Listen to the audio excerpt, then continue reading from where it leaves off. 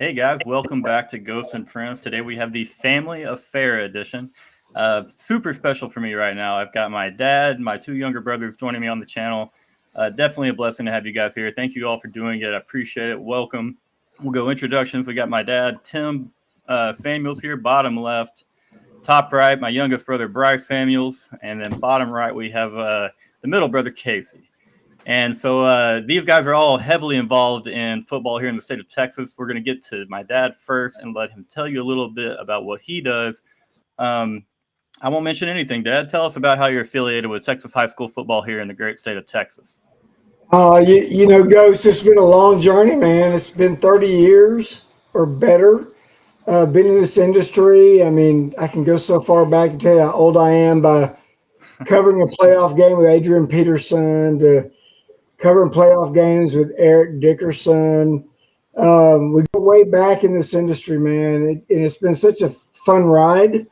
And I continue to be blessed every day working with the Ennis Lions as the play-by-play announcer, and so I'm, just ecstatic about being able to do that every year.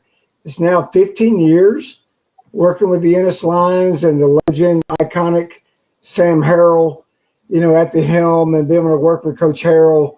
I know Casey knows Sam. He's been to coaching school, and so Casey knows him. Bryce has seen him. If you've never worked with Coach Harrell, I mean, there's not a finer coach in America and in the state of Texas, which is supreme for high school football. So, yeah, it's been quite the journey. I can tell you about the state championships. I can go far back and talk about the Astrodome, which most of your generation have never experienced. But I was there to see Jordan Shipley and Coach Bob Shipley I covered the Grosvenor, that state championship game, and that was a thrill. So, yeah, just the adrenaline rush of thinking about all of that goes way back. It just tells you how old I am. But the journey's been fun, and it's going to keep going, man. Well, no, we're definitely proud of you, man, and we know that it means a lot to you to stay in the game. Obviously, you love the game a lot, and you to still be a part of Friday Night Lights and to do it, obviously past the playing days and a little bit of coaching days even. And to do it for decades on decades and make those memories is what it's all about. And some of my best memories are thinking about, Texas football and Craig Way. And, you don't see the man, you hear the man. And I know that you have a pretty legendary call up there with Ennis Radio involving a state championship game. We'll let you talk about that just a little bit later. We'll go over to my brother, bottom right, Casey. My brother Casey coaches up in Northeast Texas at Winsboro High School. Casey, how long have you been up at Winsboro? This will be my 6th year at Winsboro, 7th year coaching. So been in one spot majority of my career so far. Really cool for Casey. Casey's current athletic director at Winsboro High School was also his athletic director in Teague High School, one of them. Unfortunately, my brother went through a few athletic directors in a 4-year stint at old Teague High School. But one of them was Josh Finney, and he's still working for that man now. So it's cool that y'all have that relationship. Obviously, there's going to be a lot of trust there. What's it like working with, a guy that used to help you learn the game and develop the game? Tell you a little bit about that relationship if you're comfortable talking about that. Yeah, absolutely, man. Coach Finney, really one of a kind. Thinks outside the box, does a lot of things differently, not afraid to change up things. And I've really learned real quick that he coaches his coaches like he coaches his players. So when I started coaching for him, it felt really similar to playing for him. I'll do something wrong, he's going to get on me, he's going to correct me. But it's a special deal to be able to do that, see him as a coach, and then now work behind scenes with him. It's real special. Yeah.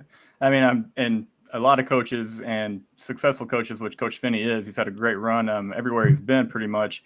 At the same time, they coach you up hard, but when you do something right, I'm sure, they're one of the first ones to let you know it.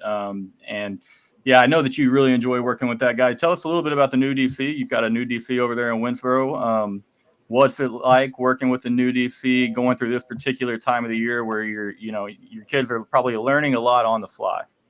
Yeah. So Coach Castles coming over from Beckville, he's been a longtime head coach in East Texas area. Great man, really, really great man. But this is my third DC to work for. I worked with the same one for 5 years. in a row. So this is my first real big change in philosophy, and it's a real big shift. And it's not just the kids learning, but it's us learning as well. So it's kind of like, taking water through a fire hose right now, just learning everything. But it's starting to slow down. Kids are starting to get it. So it's exciting. It's almost like a refresher, a new year, almost like my first season. So it's really exciting to get into it. I mean, that's a great point because you are having to teach not every kid is new that's on the defense or on the football team, but you are having to teach a lot of new kids, a lot of new things. My brother's a little humble and he's never going to be one to brag, but they've got a heck of a program up in Winsboro, Texas. Coach Finney and the rest of the boys up there have them rolling. They've lost 2 football games in the last 2 years. Unfortunately, there's 2 playoff games to Malakoff, and be it as it may, now Malakoff's moved into the district with Winsboro. So they'll get a shot to get in there and battle with them. Malakoff's one of the kings of 3A D1 football here in Texas, and it's going to be fun to watch those 2 go at it. He spoke a little bit about Coach Finney and him being very versatile. The first time I ever watched a Coach Finney team play with Casey as part of a coach, not high school. They were running the slot T, and then here we are, 6 years later, and he had one of the more prolific passing offenses in the state of Texas, led by his son Kyler Finney, who's now graduated and moved on.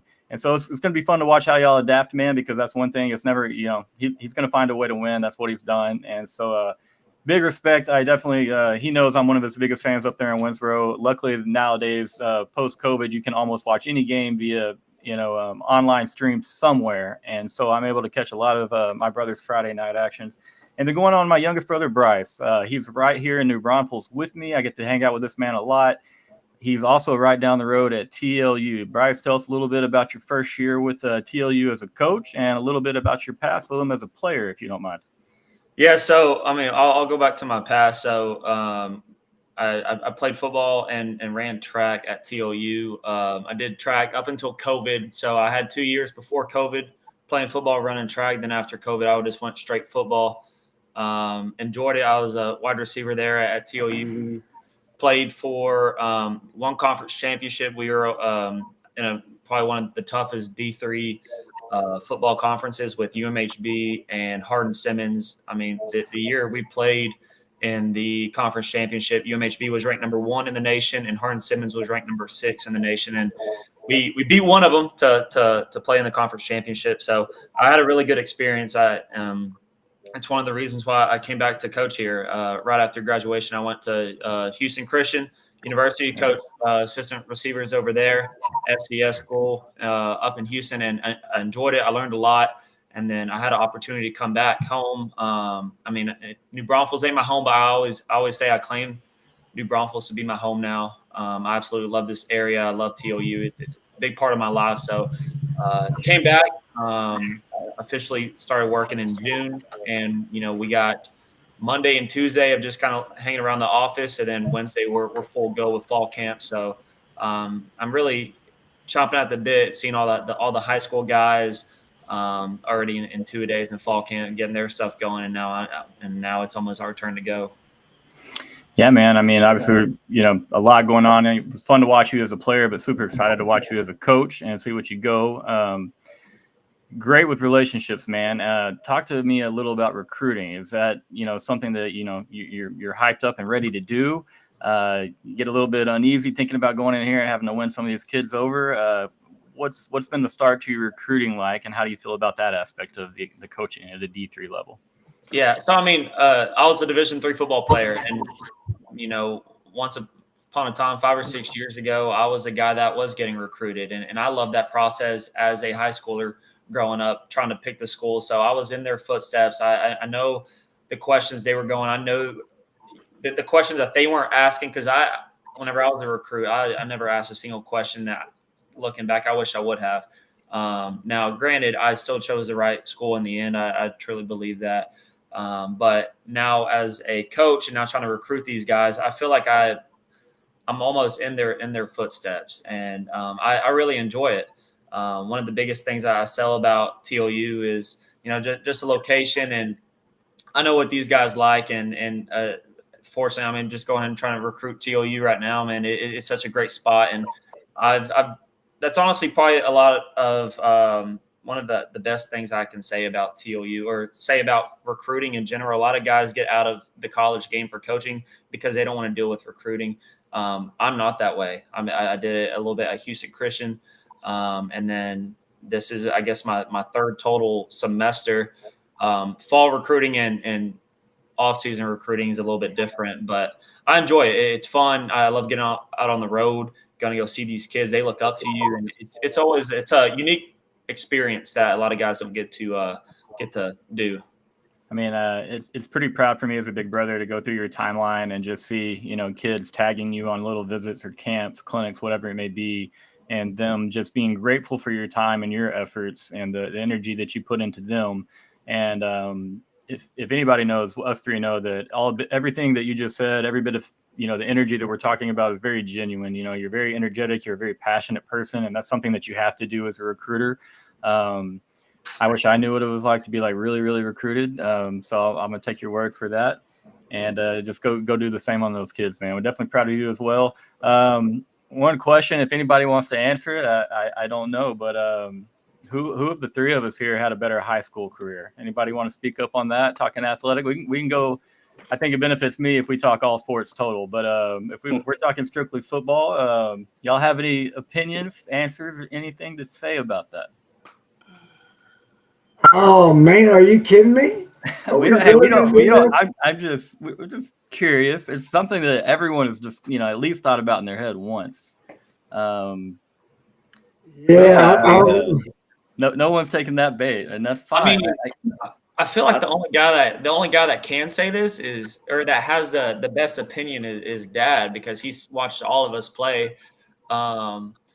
And then I don't know, you're probably the next most because you've seen us two play. So I can't say anything about this. I don't know.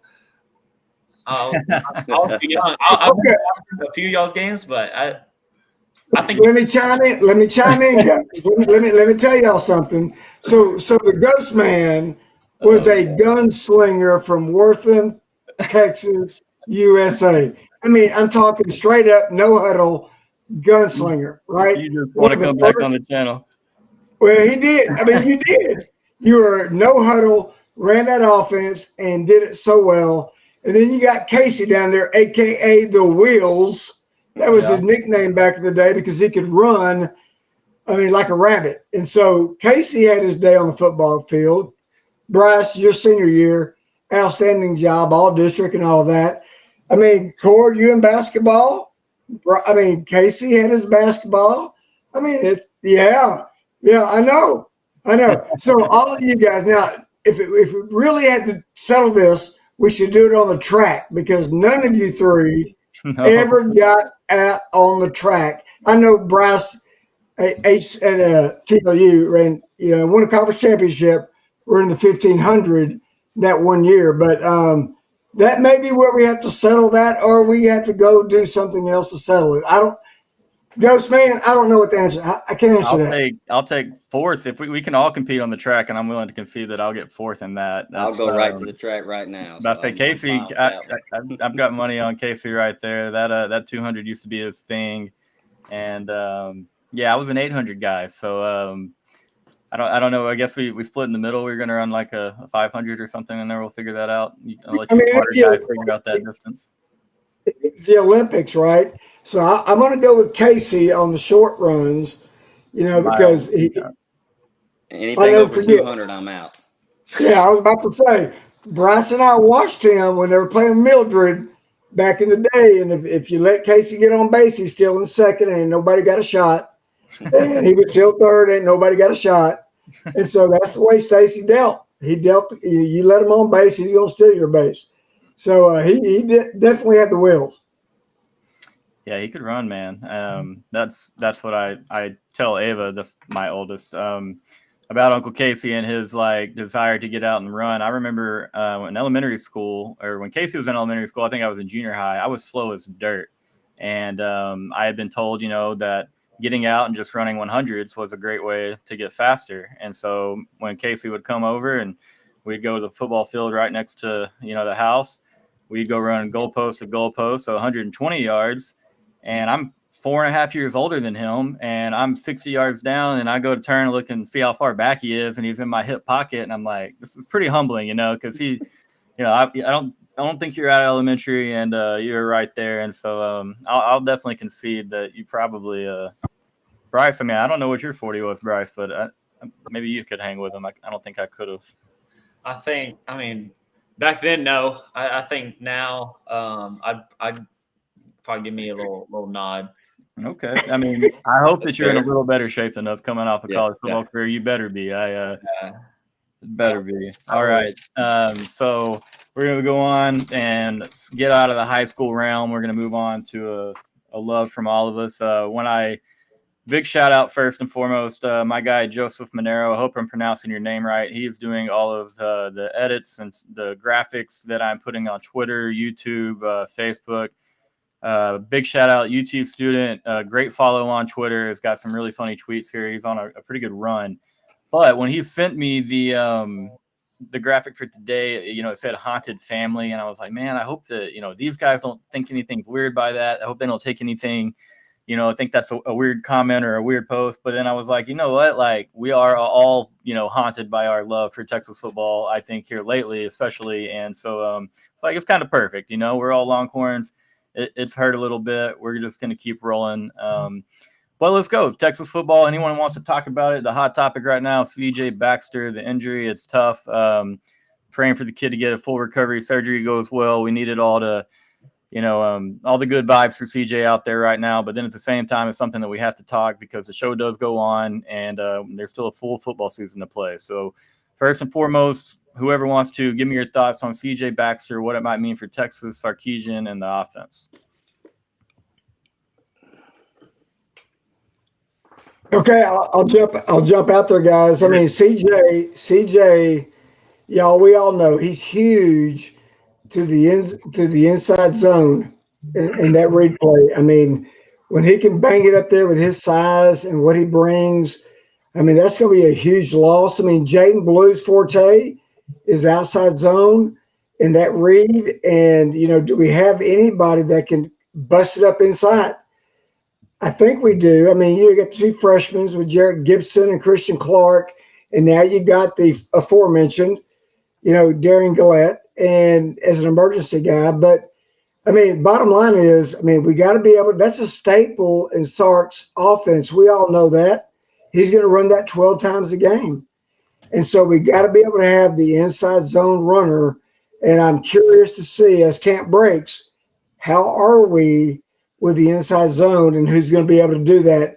Is it going to be one of the freshmen? Because I don't think, again, that's Jaden Blue's forte, and that's okay. That's just not what he's great on the outside zone. But on the inside zone, who's going to be that guy to run that inside for him, for Sark? I definitely agree with a lot of that. I think it's a bigger loss, and a lot of Texas fans do want to concede. I have been a little stressed and a little worried over it just because every Sarkisian offense, Casey and I kind of talked a little bit on the phone last night, talked about this, and Sark's offenses always have a bell cow. There's a feature back. There's someone that touches that thing, 20 to 25 times a game. And, I would love for that to be Jaden Blue, but at the same time, the body might not be ready for that, that especially in the SEC.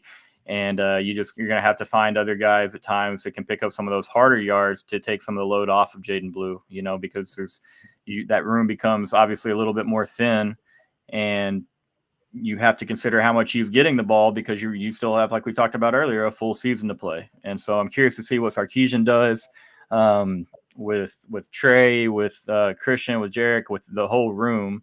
I'm going to use this as another opportunity to promote my love for Christian Clark. I think he's going to be fantastic at the University of Texas. I think come mid to late season, he will be a part of this offense. I'm excited to watch him play.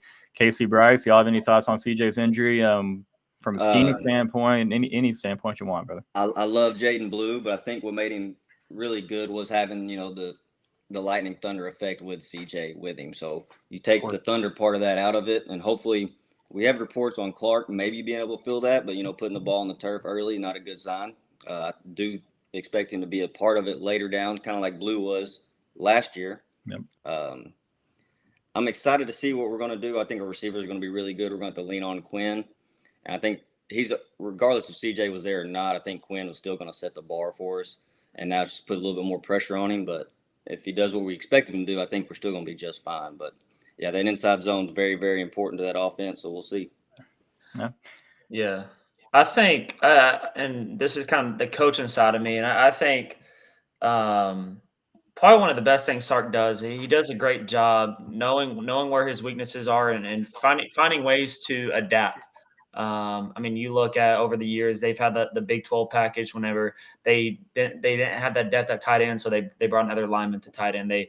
He'd always do a good job adjusting just how every coach should. And I think you have the best 1-2 punch with Sark and Coach Flood at O-line. So they're gonna find a way. And I think on top of that, I am excited to see what kind of different wrinkles we haven't seen out of Sark. Is he going to go more empty? Is he just going to take the back out of the game a lot whenever Trey Wisner or Jaden Blue can't go? So I don't know what exactly direction he's going to go with that, but I am very sure that we're going to see some kind of different wrinkles that we haven't seen from past Sarkisian offenses in the past. I agree with a lot of what both of you guys said. I think you both nailed that. The biggest concern for me regarding the injury and needing someone to pick up the tough yards is when it comes to big moments. We're talking about not being able to score against Oklahoma 4 times from the one last year, the 3rd and 2s, the 4th and 1s. Those moments right there, those are going to be massive for this offense because we're going to have to keep the chains moving, and it's going to be interesting to see how Sark uses his creativeness to continue to find ways, like Bryce said, to adapt and to pick up first downs.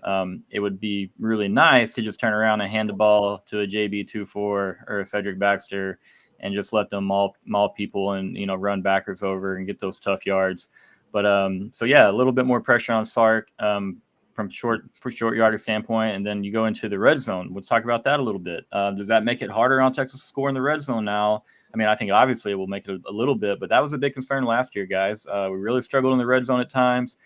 Got a little bit better as the season went on, but with all the vertical threats, all the interchangeable pieces, once you get down and you shrink that field and you're down inside the 20, and teams don't have to honor, Isaiah, Bond or Golden, any deep threats, and the field's really small. Like, what do you think? What happens there? Yeah. Go ahead, Case. Just kind of popped in my head. We mentioned Darian Gillette possibly getting carries, and that's a 6'3", got him listed at 6'3", 235. And, hopefully that could, if he can do it, maybe that's, a Cody Johnson style of dude inside the red zone area. And another point, our O-line, hopefully, I'm expecting them to be pretty dang good too. So that could mitigate, whoever's back there might be a little bit easier to run regardless because of the O-line. So hopefully, with the threat of the deep shots, right, and then the O-line being improved, just the run game, that'll help that regardless. Casey, you mentioning Darian Gillette getting carries for the University of Texas at tailback. So we'll do this. We've got a little over 150 people watching. We're going to go to the comments. We have a little trivia for the comments section with a giveaway. Answer this trivia question correctly, we'll send you a Yeti cup, okay? We've got some Nebraska fans in here. We've got Texas fans, a couple of Aggies. Comment your answer, your team. If you get it, then boom, you can get this giveaway. We're going to send the team logoed Yeti cup, like the ones they sell at DKR. We did this last year in a different, I don't remember what the giveaway was. Shout out to my guy, Spanish D, for taking that one home. He's a character, and I love that dude. The trivia question is, Darian Gillette graduated from Teague High School, which all 4 of us have also lived in. My dad and Casey graduated from Teague High School. Bryce and I wandered away, but a lot of Teague here. Darian Gillette graduated from Teague High School. There's been one other player from Teague to come out of the Teague Lion High School backfield and come play at the University of Texas. One other Teague Lion backfield member that ended up in burnt orange at UT. If you can guess that answer in the comments, we'll hook you up with a team-affiliated Yeti cup. So take your time on that. We don't care if you Google it.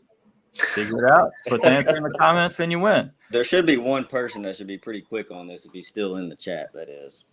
Right. Unfortunately, Papa Kyle did not make it to UT to get into the backfield, but would have been cool. This guy was a little bit bigger than me, faster than me, and better looking than me, and better at football than me. But so yeah. So there it is, Misty Samuels. Oh, Look at that. Shout out, Look at Misty. her. Quick Look on at the her draw. cheating. that's Congratulations. perfect for the family affair. Cheating. I love it. Aunt Misty, take it home, representing the Groesbeck Goats over there in Limestone County.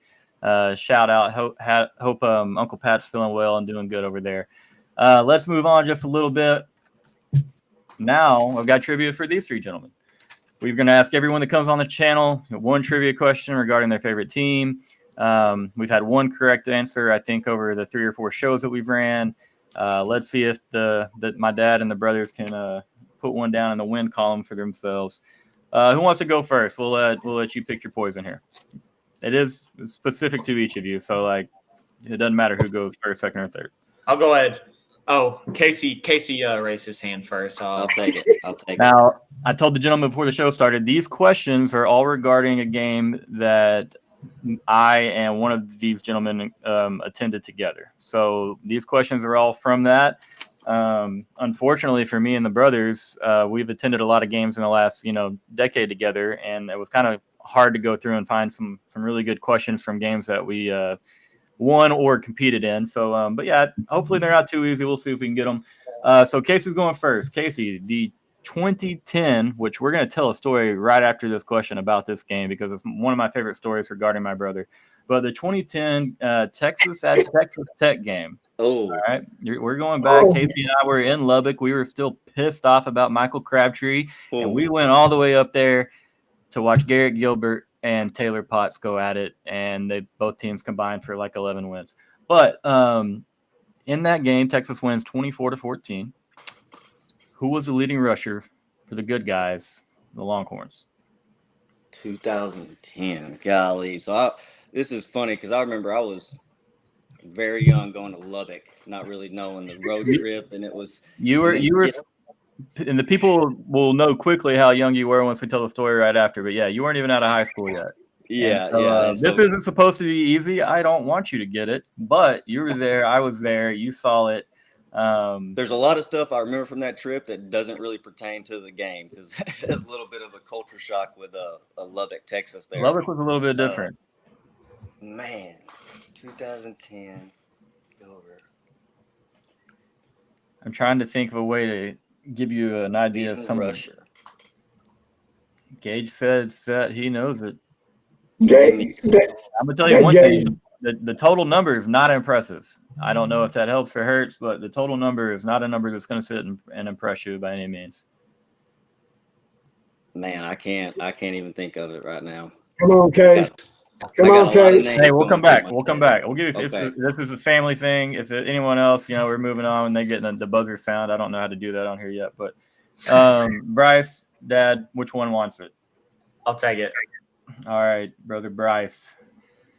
This is a 2017 Oklahoma game. It's sad that I tried to find one of our best memories together at a game, and it's the Oklahoma game, which we lose. But it was a really fun game, cool environment. Texas gets down 20-0 first half against Lincoln Riley in Oklahoma. Senior Baker Mayfield, freshman Sam Ehlinger mostly leads them back. We take a short lead, but then Mark Andrews burns us on a double move. But in that game, Sam threw for 1 touchdown, ran for another touchdown. Who was the 1 touchdown pass to in the 2017 Texas OU game for Sam Ehlinger?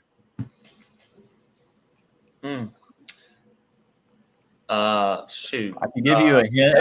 I could give you a hint that's not really a hint, but we'd laugh about it really hard. Well, okay. We'd laugh about it really hard off air because it wouldn't be a hint, but then as soon as we got off and he realizes what I said, he'd probably be mad. But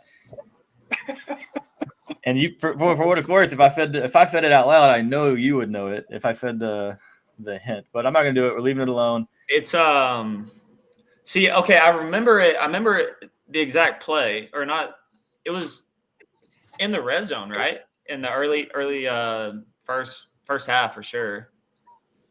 I'm 95% sure it was in the red zone. I'm gonna need a hint. It wasn't LJ. It wasn't anyone big either. Yeah, give me a hint real quick. I'm just gonna say one name, and we'll see if it triggers anything. And if it doesn't, then I'm not gonna say anything else. But Ian Boyd. Kyle Porter. We got to show that to Ian because that was incredible. That was so great. That is correct. Well done, Bryce. Obviously, you know inside Texas ball. I wouldn't have got it without the hint, though. Fair enough. We'll give you an asterisk on that one or a half a point or something. Casey, we're still coming back to you, Dad. Here we go. You and I were both at the 2018 Texas and USC game at DKR. Late in that game, there was a field goal blocked and returned for a touchdown by the Longhorns. Who was the gentleman that carried that football into the end zone for Texas? God, I knew you were going to ask that. Knew that. Oh, my goodness, man. Oh, you had to do that? It was not his only defensive touchdown as a member of our football program. That's somewhat of a hint I guess I can give. But Jerry Hamilton is texting me right now. Hold on. No, man, you got me. I remember that very well. DKR was very loud at that moment.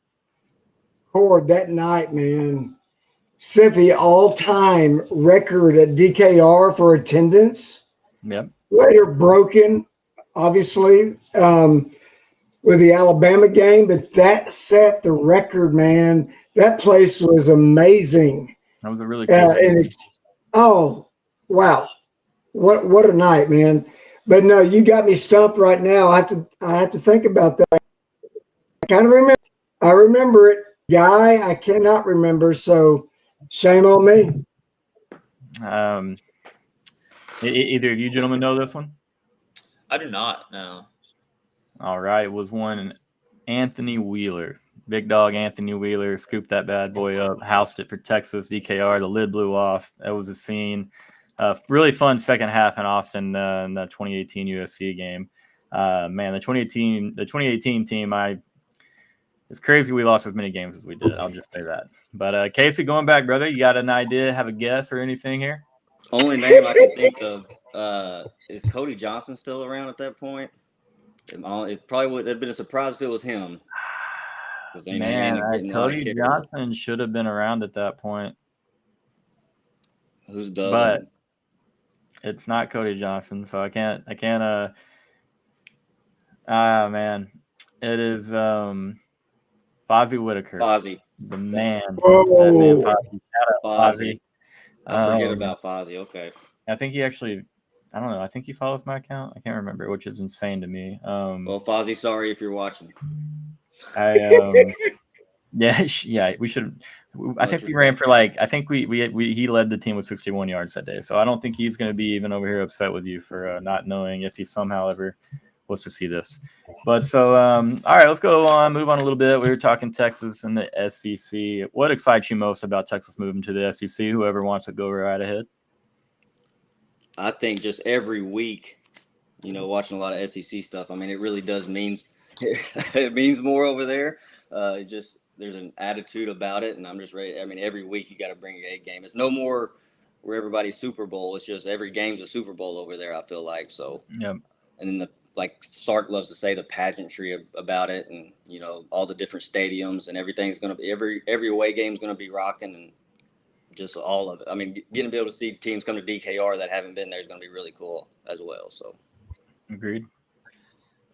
Yeah, I think the biggest thing I'm glad about, in almost every Longhorn and Aggie fan, is just bringing the rivalries back, and that, along with that, number one, that's exciting. Finally, I mean, the last time they played, I actually remember the game, but I was like, I don't know, 10, 12 years old. So I didn't really appreciate what we had until it was gone.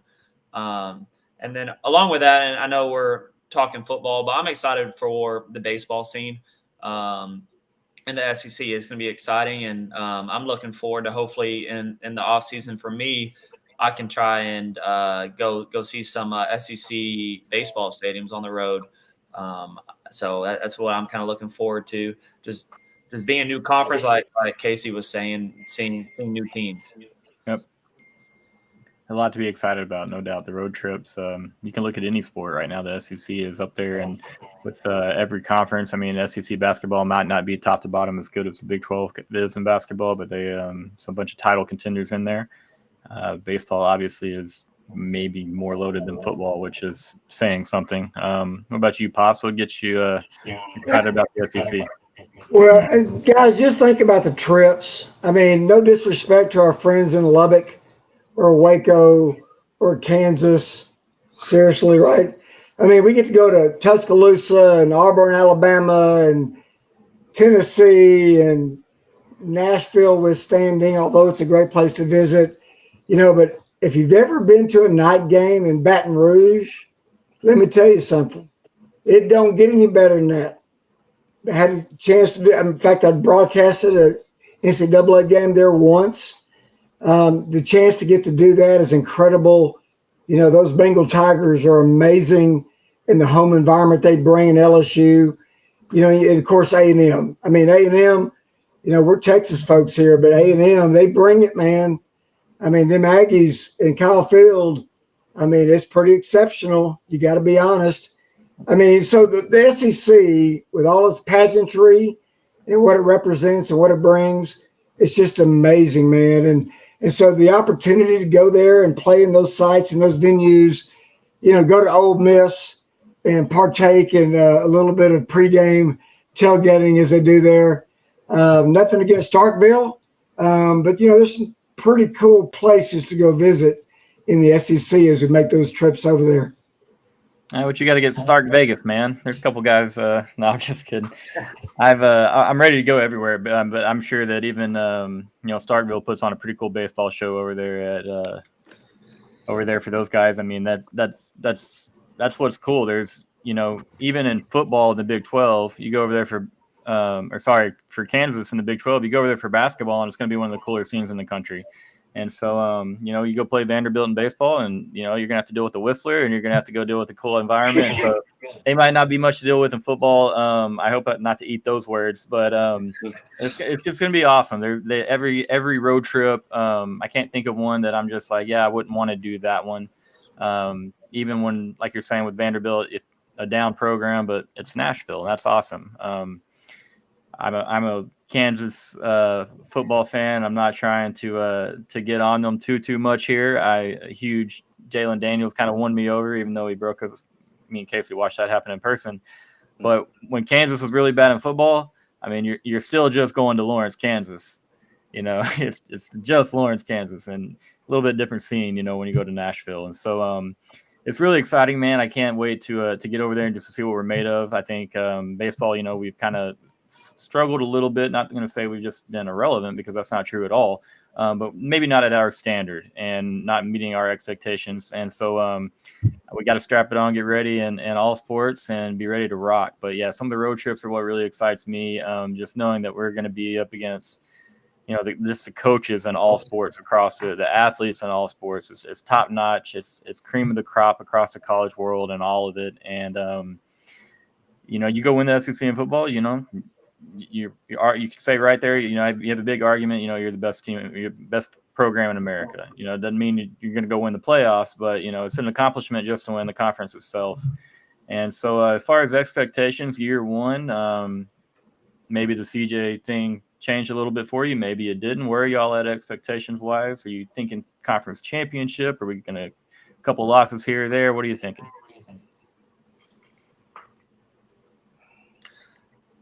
I don't think with the injury to CJ Baxter, I think it changes how they win. I don't think it changes if they win. I think they're still going to be a very top pick to be playing for the conference championship at the end. I mean, I know I've watched a previous video of you had your predictions, and I think you had Texas in your prediction. Texas and Alabama, but Texas. I did say it was subject to change any given minute. So yeah, well, I think for me, it's Texas and Ole Miss. I think Texas still finds a way. I think the obvious, everyone is saying Texas, Georgia, or Alabama, and Georgia. I just think Georgia has too much on their plate. I think every team's going to run into injuries, and Texas has gotten hit with the injury bug a little bit too much in the past. So hopefully they get by this year. So I still think Texas should be playing for the conference championship in December. Yeah, I think our schedule is pretty favorable for the first year. You got to go to Arkansas and to A&M, obviously, but getting, Florida, Georgia at home, right? I mean, that's going to help. And I agree. I mean, I don't see Georgia making it to the SEC championship this year. That's kind of my call out of it. I just have a feeling. I don't know if it's going to be us in their place or not. But we'll see. And talking about injuries, A&M sustained a big one with Reuben Owens going down. So they're kind of in the same boat as us in that aspect. I don't know what else they got. But I expect them to be pretty good defensively. So it should be a fun year in the SEC. I think it's going to be a little bit more up for grabs than what people are thinking. We got to go. We get Kentucky at home, which I think is good. Instead of having to go there, I think they're going to be sneaky good this year. So it's going to be tough regardless. But I think our schedule definitely helps us get in there compared to some others.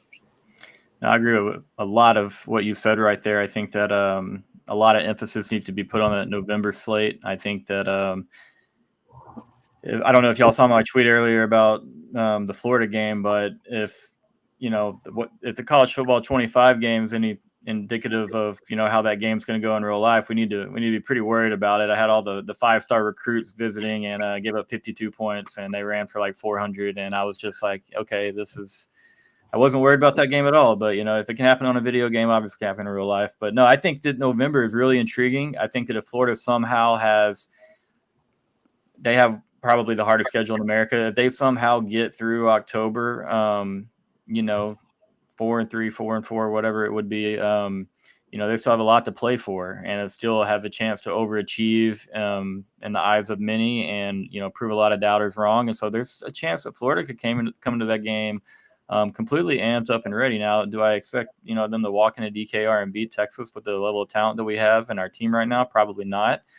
But then you turn around, you go to Arkansas, okay? And I'm gonna say right now that I know you're not a big Arkansas fan at all.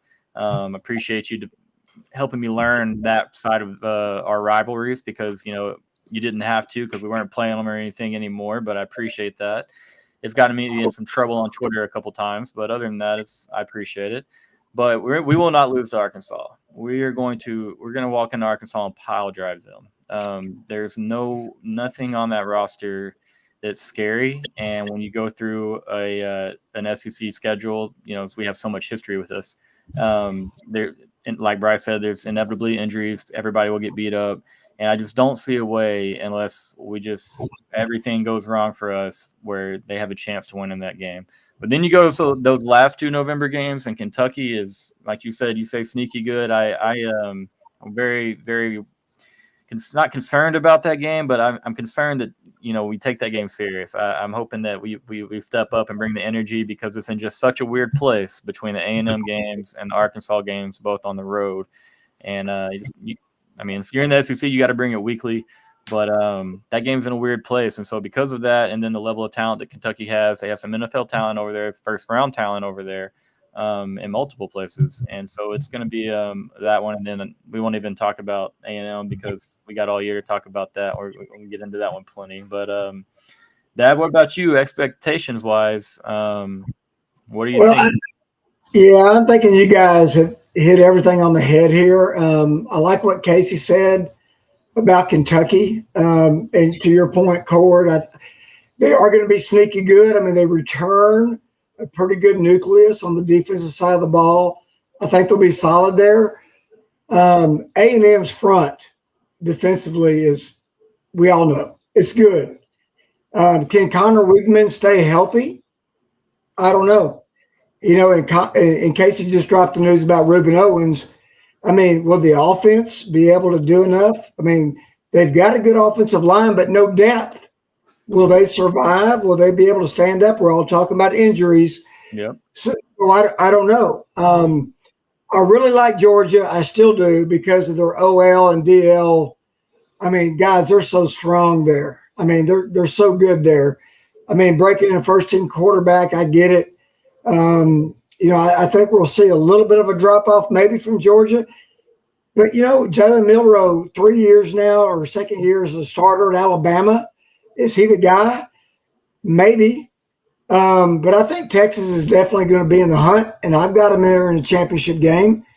I've got us 10-2, and with a win in Ann Arbor, I think it's 11-1. And I stand bullish on that.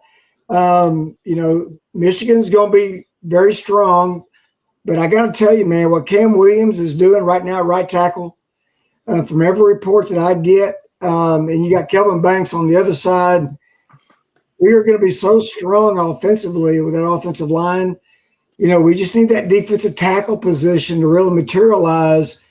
And because we got a lot of depth and we got a lot of experience, but can those guys really, not to replace Byron Murphy and T'Vondre Sweat, but can they step in and really provide the kind of what we need there with the edge rush that we'll have, and the linebacker I think will be improved, and I think we'll have a very good secondary. I've got us 11-1, no less than 10-2, and if we beat Michigan and Ann Arbor, it's going to be 11-1 at the worst. I'd be pretty happy with 11-1. I know a lot of people think that a 10-2 season is kind of the floor. Would you agree with that? Do you think there are avenues to worse outcomes? Obviously, the floor is. I mean, I think that they can compete with anyone that they step on the field with. But as far as the floor goes, if things were to go awry, I mean, what type of season in the SEC would you be thinking about? Say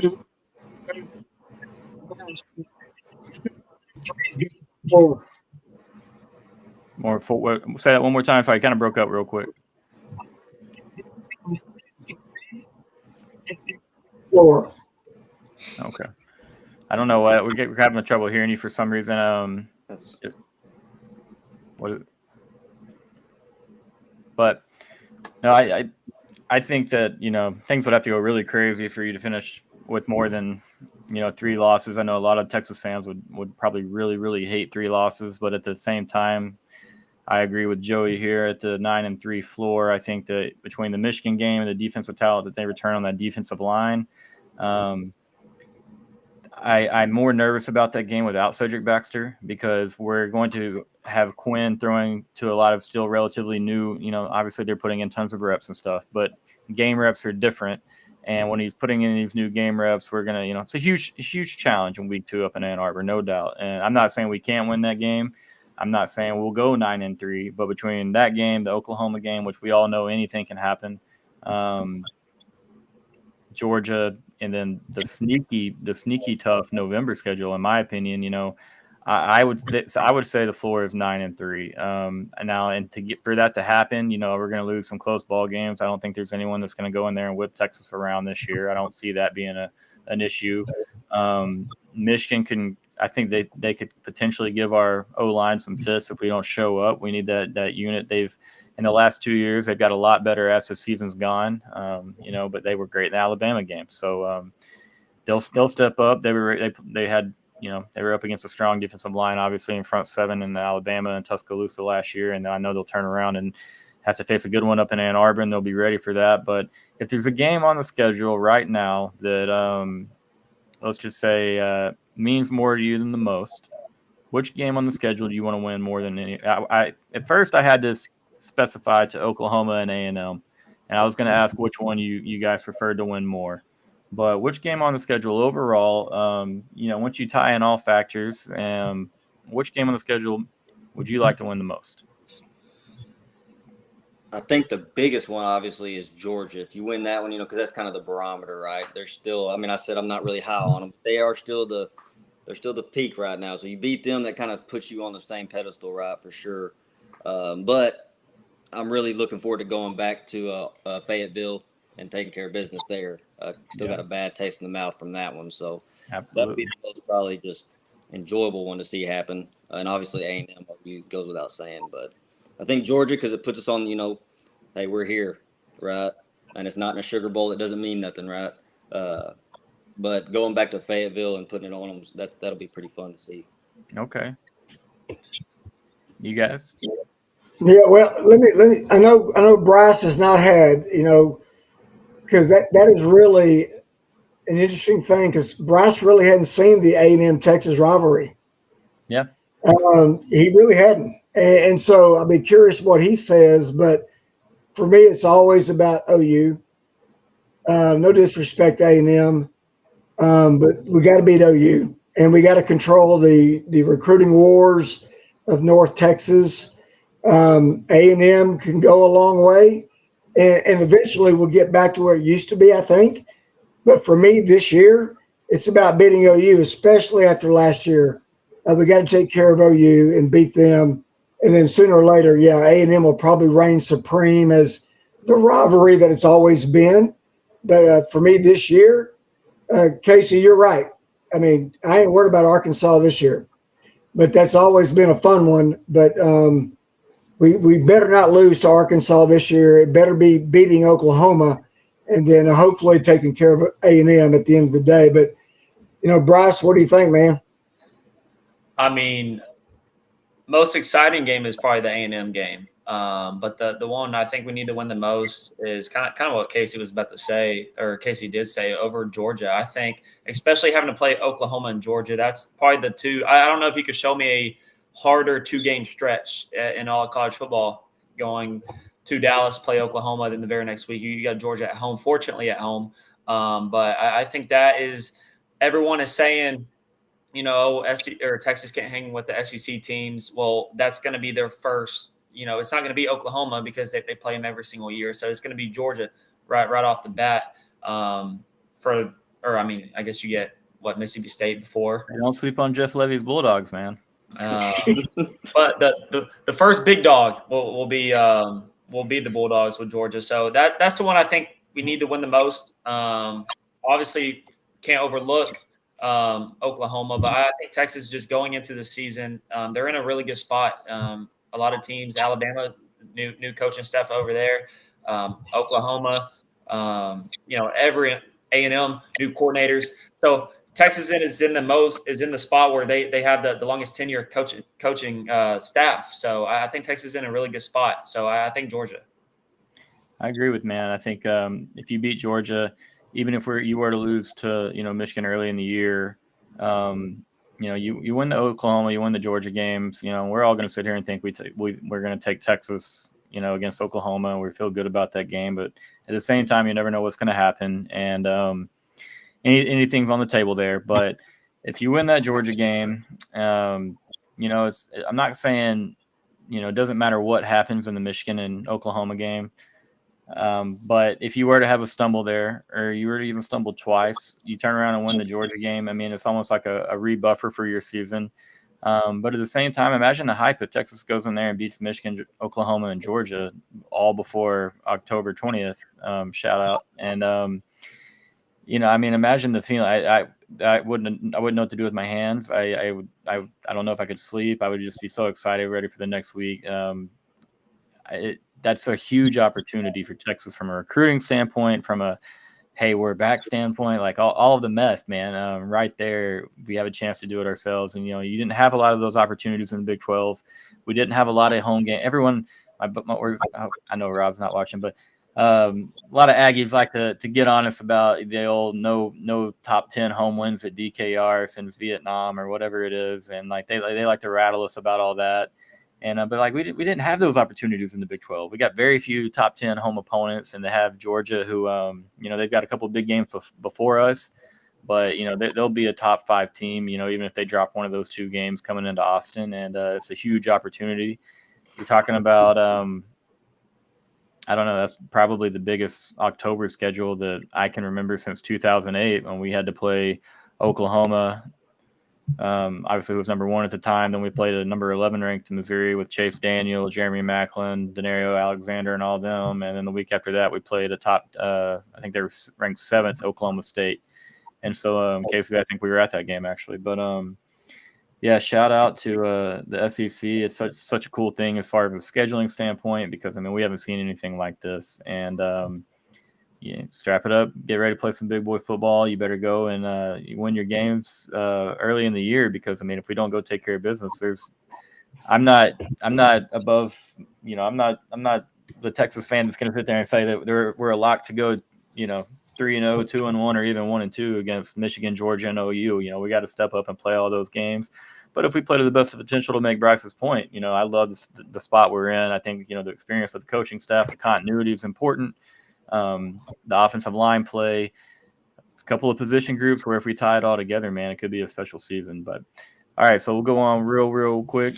In the SEC, you're talking about dark horses all the time. We're talking about sleeper teams. Casey said earlier it's very wide open. There is kind of a top tier, and I'd say, I don't know if you gentlemen agree, feel free to disagree or agree, but it's Texas, Alabama, Georgia, and then a lot of people are lumping in Ole Miss as well, and for good reason. They've got a loaded roster right now. They added great portal additions. Obviously, Kiffin is a wizard. He's a great tweeter. I love how he piles on Aggie fans, but just kidding. Do y'all see anyone else asked us on the last channel as well, or episode as well? Sorry. Is there anyone from the next tier? Do you see, Missouri, LSU? Is there anyone that y'all might have seen or been paying attention to? Anyone that maybe just have a feeling about that kind of steps up some surprises this top 4 challenging group? Not for me, Ghost. I think that's the top 4. I think that is the upper echelon of the SEC. Kentucky is going to be very good. I think very competitive. It's not going to be Florida. In fact, Billy Napier will not be the head coach when they come to Austin. When they just won't happen. I mean, he is on more than the proverbial hot seat. I think he's pretty much cooked and done. But no, I think it's Kentucky. Could be an outlier, maybe. It's not going to be Mississippi State. It's not going to be obviously Vanderbilt and some others. But no, I really think Ole Miss, to your point, Cord, about the Wizard, with what they've done in the portal additions, that team has really gotten better defensively. And offensively, that team could be pretty good and may challenge the Texas, the Georgias, the Alabamas. And it wouldn't shock me if they're in the SEC title game when it all comes down. I mean, one thing that I think is not talked about a lot is, people want to get on Texas and, not really being ready for the SEC, but kind of just talking about what you did. I mean, the returning quarterback experience is going to be massive this year, and there's not a lot of it in the SEC.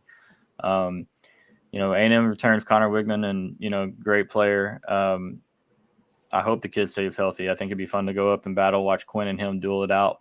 But he doesn't have a lot of game experience. Let's, being real there.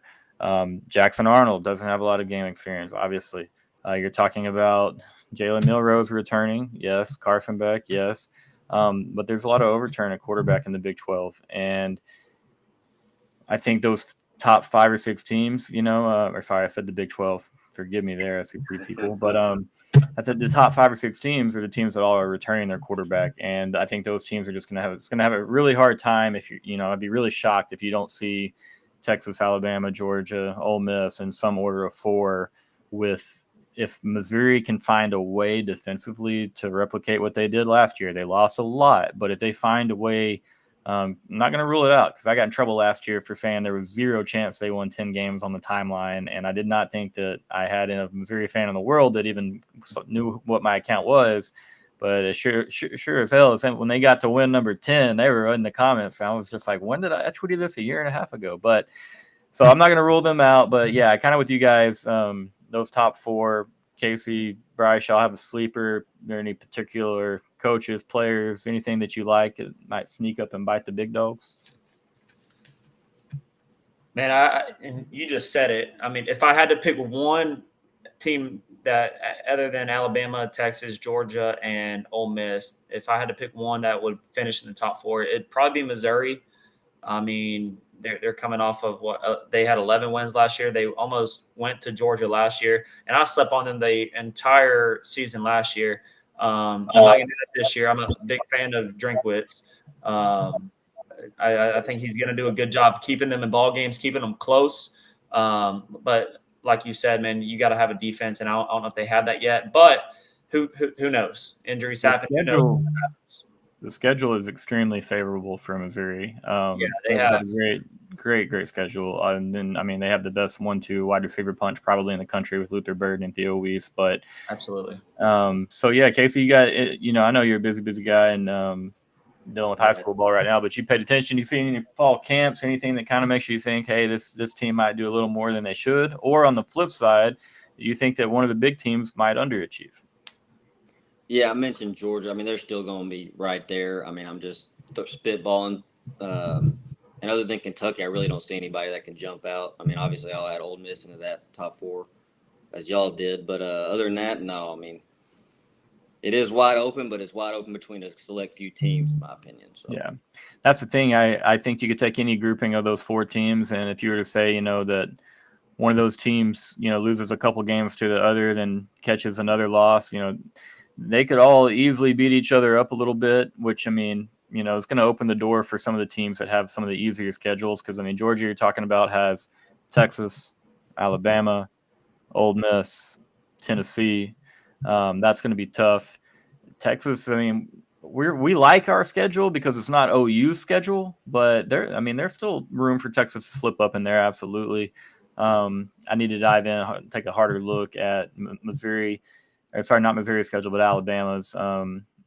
As far as LSU goes, I think LSU will be pretty dang good, but I don't know how good because I'm going to need to see improvement with their defense and everything. But I do think the offense will still be pretty darn good. Other than that, I don't really have anything else with the SEC. So I'm going to go real quick for you guys. Got just one more little segment here that we'll do, and we'll get y'all out of here Sunday night. I know you all have busy weeks.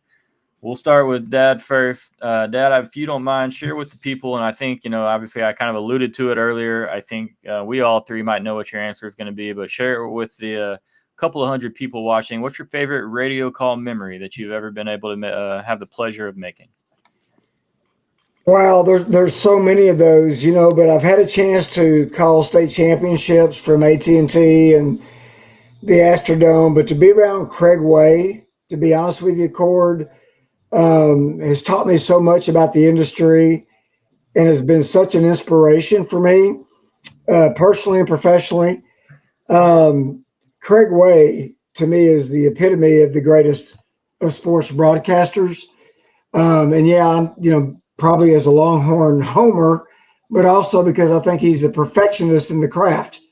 He is exceptional in what he does. And I definitely think there's not a specific call that I can really refer back to because there's so many of amazing. Keith Jackson, Vince Young, 4th and 5.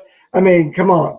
Does it get any better than that? But in terms of longevity and time after time and year after year, Craig Way, hands down, all day long.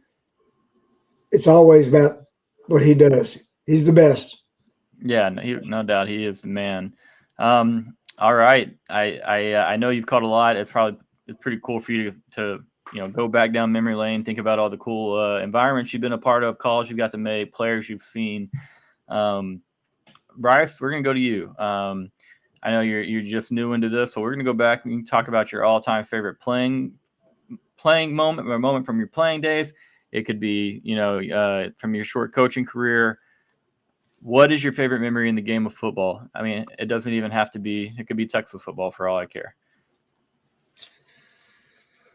There's a few that just came to my mind now. One's just most recent at Houston Christian has definitely been the most the funnest game I've ever been a part of playing or coaching. Was at Houston Christian this past year. We go to Southeastern Louisiana. We were projected dead last in conference. So whenever I got there, Houston Christian has won 3 football games in 3 years, I believe, prior to whenever we got there. And this past year we won 6. But preseason Southland Conference, Southeastern Louisiana was ranked number 1, predicted first. And in the conference, we were dead last. And that was our conference opener on the road. The whole trip was fun. We got to stay in New Orleans. And so, I mean, I've never really been able to get out a little bit and get out of state. So road trips were always fun. We go to Southeastern Louisiana. It was absolutely the best environment I've ever been a part of. It was a night game. It was their whiteout game. It was really unique experience for me on the sideline, and we go out there and we win, and it was a really cool experience because no one besides us thought we were even going to have a chance to win that game. And I remember after the game, I'm just completely drenched in sweat because I was running up and down the sideline, just celebrating the entire game. Definitely the funnest moment I've had, both as a player and as a coach. Absolutely, man. That's I remember, being excited for you in that moment, and feeling kind of bad for expecting y'all to kind of get thrown around a little bit in that game because it kind of had been a little bit of rough thus far. And then that's what's beautiful about sport, man, is that you had no one in your corner, literally not even your own brother, essentially, and y'all go out there and y'all get it done anyways. And that's what's great about it, man. And so won't ever count you out again, no doubt there. Casey, a lot of time up there at Winsboro High School. What's your favorite memory up there as a Red Raider, brother? Oh man, this would probably be good for any Texas fans watching. But so my first year coaching, I coached at Mount Vernon with Coach Finney, and then the year after that, he went back home to Winsboro, and I followed him.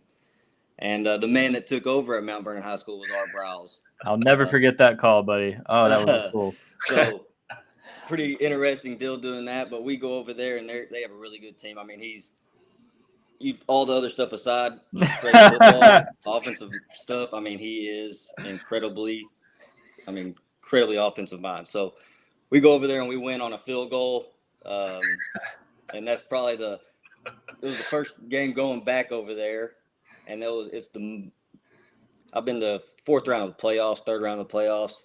I've never seen an atmosphere like it. We had film crews there. I mean, people were standing 2 hours before the game, 3 hours.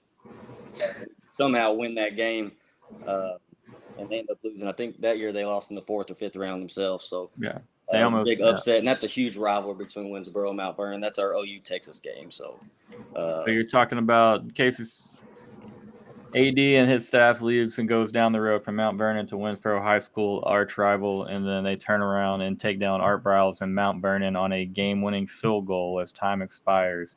Watching that on a live stream and not being there, it sucked. I'm going to say that because, like Casey was saying, the environment was insane. You could see it, even holding my phone, or I think me and the girls had it on the TV, and it was so cool. And it was so nerve-wracking when the field goal is up in the air. And I think a lot of people to this day still don't know if it was good or not good, and it's still up over in East Texas in that area around Lake Fork. I think that's still probably a subject of topic from time to time. And so, really cool moment, man. Casey called me. I was also coaching at the time, and he made the comment that Art Browse was taking over for, at Mount Vernon. And I thought he was insane because it just didn't make any bit of sense to me. And so it was really cool that he got that experience to coach against Art Browse. Real quick, I called Casey a Red Raider, which triggered me back to the 2010 Tech game. We didn't talk about this. Casey and I grew up throwing football in the yard. I mean, relentlessly. Like, that's any touchdown pass I threw in high school football, a little bit of credit was to this guy because he was always a receiver. And we were very tight growing up. And when Casey's in high school, golly, this is a great comment. I didn't either before I got here. That's a great comment. Oh, man. But so it's 2010, and we lived, breathed, and died Texas football. And when we lost in 2008 to Texas Tech, we knew we were going back up there the next time that Texas played in Lubbock, and not like we could do anything about the game, but we were going to go be there and hope for a win. And so Casey has a high school football game as a Teague Lion playing against the Fairfield Eagles, which are 10 miles apart on Highway 84 and also big rivals.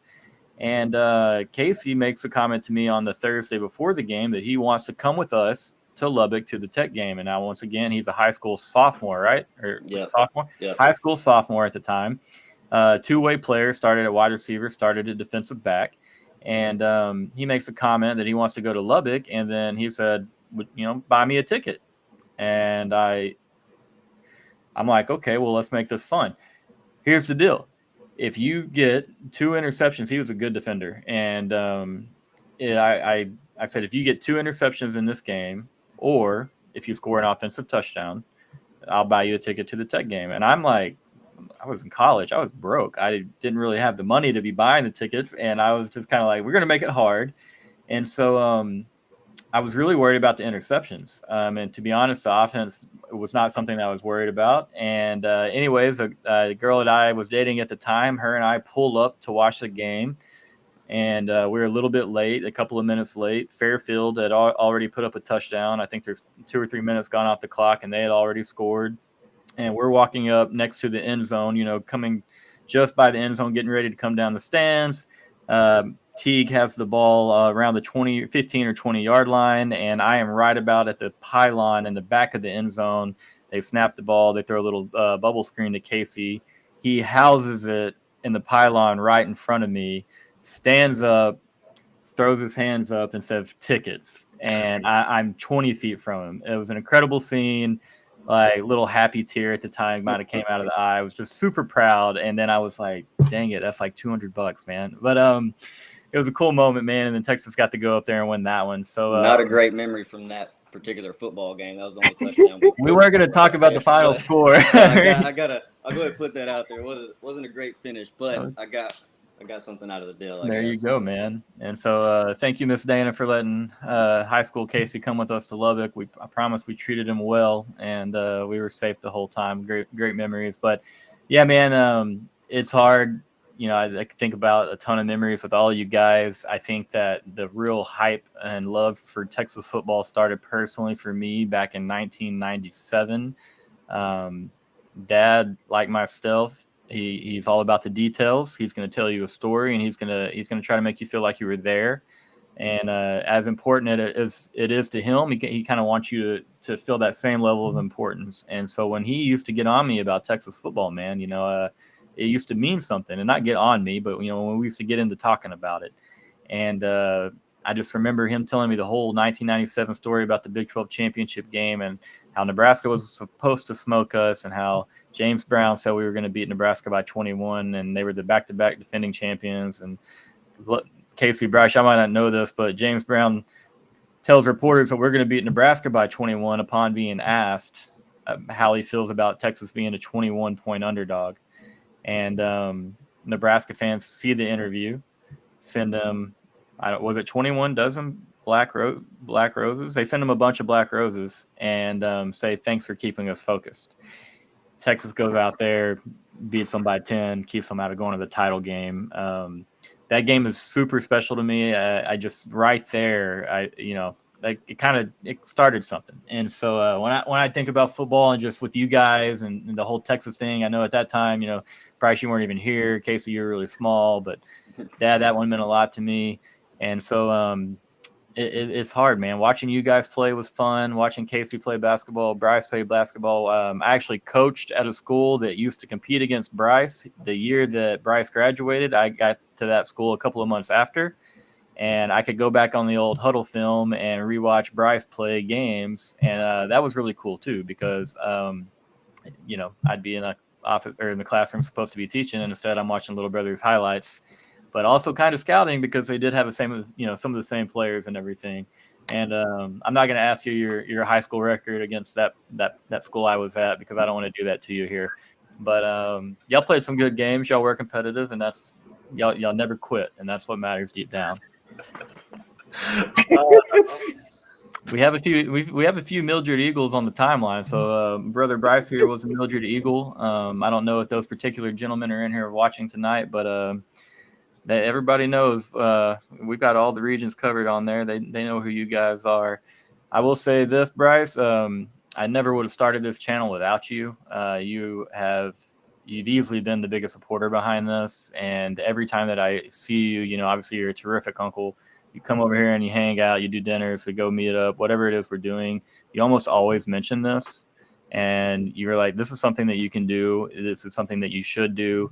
And gave a lot of confidence to me. You've done this over 2 years, man, and I've only been doing this for about 2 weeks now. And so wanted to wait until we got on here to tell you that big thank you, brother, but I really appreciate that. A lot of love to you. Got some fun things planned, and I know that you're a part of that at times, and just you getting excited about it all, man, it does the same to me. So I appreciate that. But guys, thank you all for doing this. I really appreciate it. Could talk to you guys forever about different memories about Texas football, about the old Mildred Eagles, Teague Lions, Ennis Lions. We could go on and on and on. Would love to have you guys back on again. Casey down here is the varsity head coach over at Winsboro High School. So if he's about it, we'd love to get him back over here and talk a little hardwood action when it comes around. Yeah, we'll wait till we get there, but I'll be game for it. There we go. But we're not wishing football season away. Don't get me wrong. Want to go slow and easy, and so just nice and easy. We'll do football one day at a time, baby. And so I love you guys. Thank you all for being here.